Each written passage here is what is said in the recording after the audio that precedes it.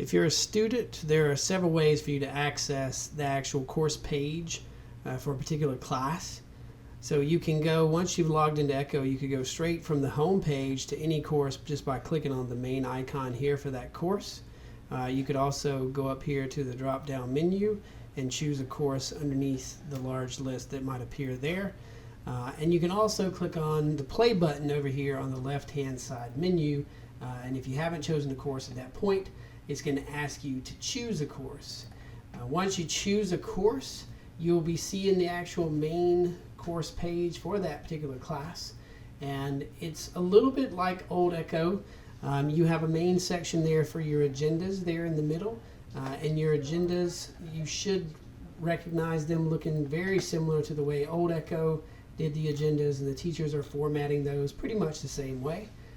You've also got the current active projects. There will be a big icon there, sort of like the courses and their icons on your main homepage.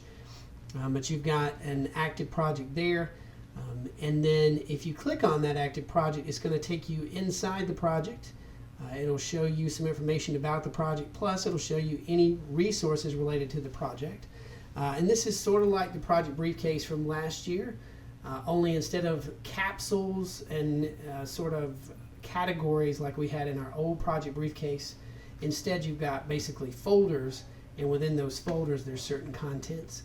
You've got a sort of a small table of contents type project briefcase over here on the left hand side underneath that course, that you can also interact with the project and any kind of activities that may have been added to the course at some point that may or may not be in the current project.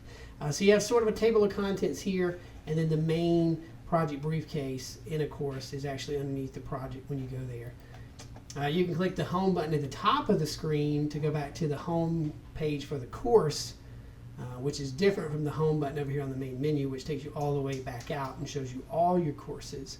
Realize there's also an announcement page up here at the top of the screen, which shows you announcements related to the course from the teacher. So if they ever put out any kind of announcement, thing like that, it would show up here, as well as a to-do list. So if maybe if you're behind in a particular course, it would show you in your to-do list anything that's due or upcoming, or maybe even past due that you haven't done yet at this point.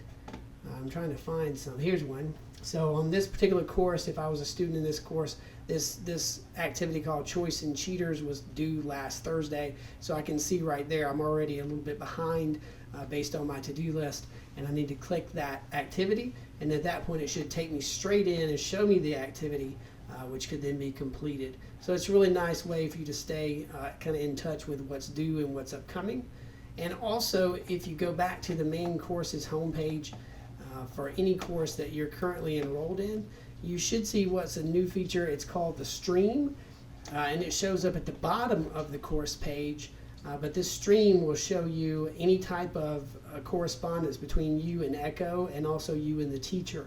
So anything that you submit in this course, you should get some feedback related to what it is that you've submitted, so you don't have to wonder anymore, did I actually submit this work in Echo? It should show you down in the stream that you did. And also when the teacher scores your work and gives any feedback, it will show up there as well. So it's a pretty handy feature to have there, just so you can stay on top of things.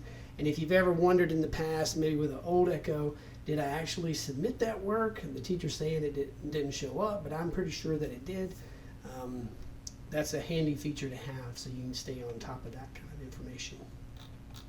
Okay, and also one important thing to know about the main course page is that your average for that course will show up in a circle near the top of that course, near the title of the course.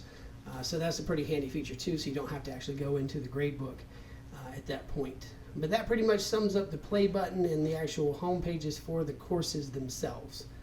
Thank you.